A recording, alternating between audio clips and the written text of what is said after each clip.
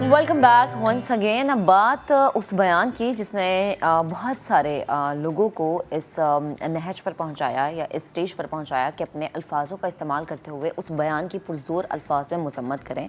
कहते हैं जी कि इंसान अपनी ज़ुबान में छुपा होता है। ऐसा ही कुछ हुआ भारतीय मुसन्निफ़ और शायर जावेद अख्तर के साथ। पाकिस्तान की सरजमीन में पाकिस्तान मुखालिफ बयान उन्होंने दिया। जावेद साहब को फेस्टिवल में मुंबई हमलों की याद सताने लगी। उनका बयान सोशल मीडिया पर वायरल हुआ और फिर हर तरफ से उन्हें हदफ तनकीद बनाया गया। सिर्फ यहीं पर बात ख़त्म नहीं हुई, बल्कि वो जब भारत गए तो उन्होंने कहा जी कि पाकिस्तानियों ने ख़ुद इस बात को तस्लीम किया है कि उन्होंने मेरी बात से इत्तफ़ाक़ किया है।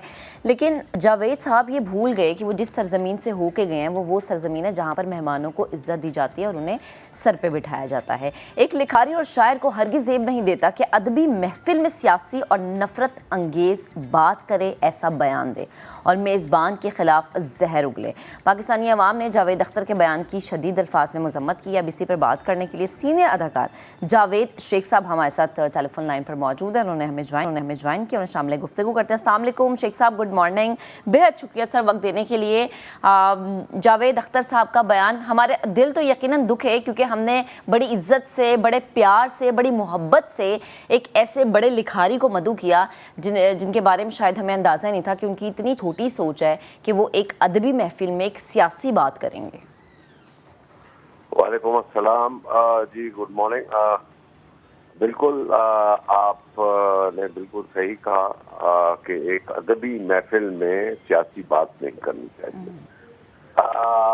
ऐसे तो हमें भी बड़े मौके मिले कि हम हिंदुस्तान, मैंने तो 5 साल वहाँ पे रहा हूँ, बहुत सी फिल्मों में काम किया है, उनके फंक्शंस में, प्रेस कॉन्फ्रेंसेस में मैं जाता रहा हूँ, सारा कुछ है, मगर हमने कभी भी वहां पर किसी किस्म की कोई सियासी बात नहीं की।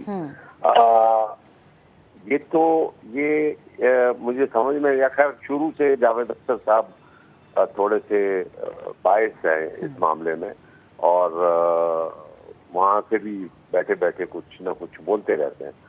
बहरहाल ये जगह नहीं थी बोलने की, और ना ही उनको कुछ ये हक है कि वो इस किस्म की गुफ्तगू इस प्लेटफॉर्म पे आके करे बात। और फिर ऊपर से बड़ा सराहा गया, जैसे कंगना ने वहां पे लिखा कि घर में घुस के मारा। बात तो ये है कि भाई, बात हम बड़े मेहमान नवाज हैं, हमने उनको मेहमान के तौर पे बुलाया और उन्होंने जो कुछ किया उनको जाने दिया। वरना अगर कुछ हम मेहमान नवाज ना होते तो बहुत बुरा भी हो सकता था। बहरहाल ये जावेद अख्तर साहब भूल गए कि जिस जगह पे वो बैठे हैं इनका ही बंदा हमने पकड़ा हुआ है, जिसका नाम गुलवर्षन।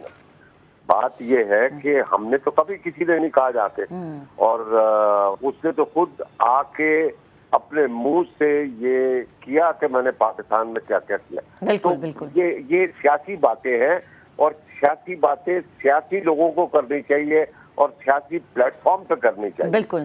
तो मैं पुरजोर मजम्मत करता हूँ जावेद अख्तर साहब ने जो भी बोला। और फिर ऊपर से मैं तो हैरान हूँ कि जिस महफिल में शाम को वो गए हैं पार्टी में, और उन्होंने वहां पर जिक्र किया और वहां पे लोग तालियां बजा रहे थे।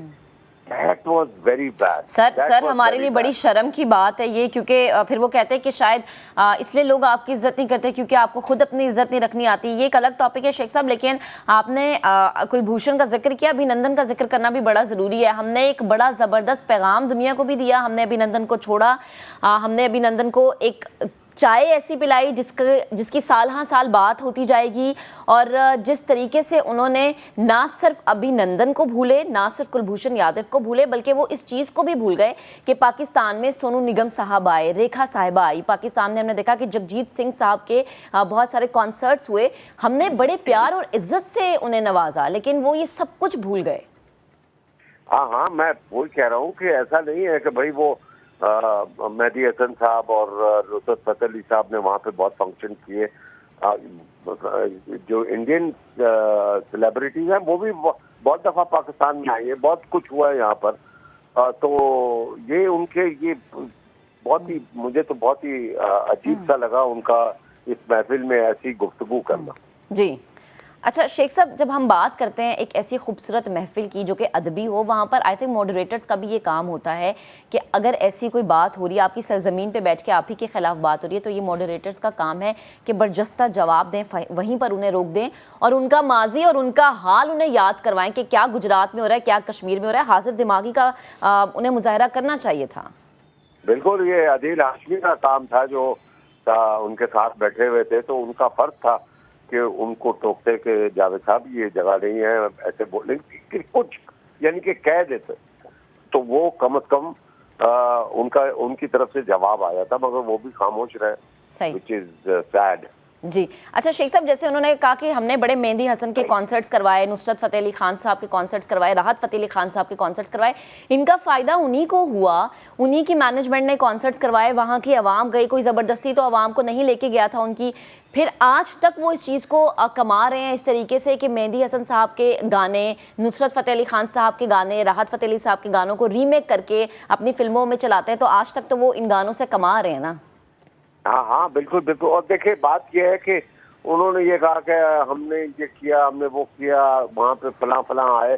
अरे भाई, बात ये है कि लता जी बहुत बड़ी फनकारा थी, बहुत उनके मद्दा पाकिस्तान में भी मौजूद है, ऐसी बात नहीं है।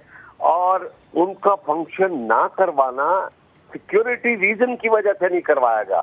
ऐसे नहीं है कि उनको पसंद ही करते या बीइंग पाकिस्तानी उनको बुरा समझते। भाई, लोगों के दिलों में बसती है, वो गुलकारा है, बहुत अच्छी और कमाल का वो गाती हैं और लोग उनको आज भी प्यार करते हैं, मगर उनका यहाँ पे शो ना होना सिक्योरिटी रीजन की वजह से नहीं हुआ कि भाई कंट्रोल कैसे करेंगे।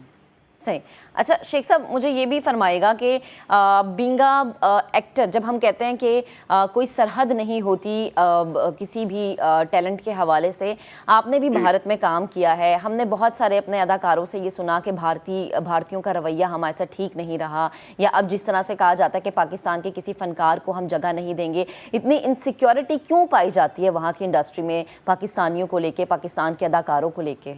नहीं नहीं, मैं आपको बताऊं कि वहाँ की इंडस्ट्री में कोई ऐसी चीज नहीं है। मैंने तो इतना काम किया और वहाँ की आवाम में भी इतना वो चीजें नहीं पाई जाती जो दूसरे लोगों के जहनों में।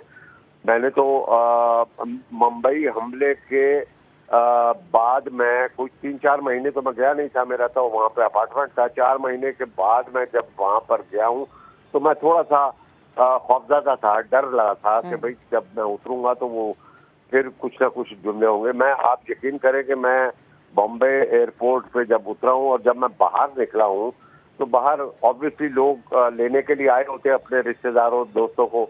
तो मैंने सोचा कि ये मुझे देख के तो शायद कुछ जुमले कसेंगे, पर जैसे ही मुझे उन्होंने देखा है, बाखुदा जिन्होंने मुझे पहचान लिया, उन्होंने कहा, अरे शेख साहब, welcome to India, welcome to India.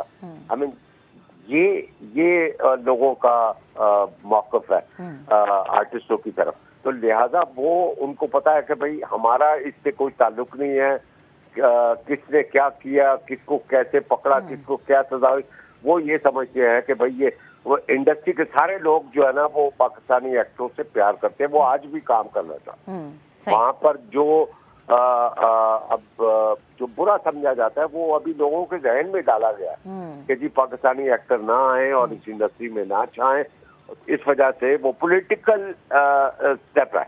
सही, ठीक, यानी लोगों की माइंड मेकिंग की गई। बेहद शुक्रिया शेख साहब, आप हमारे साथ मौजूद थे, गुफ्तगू कर रहे थे।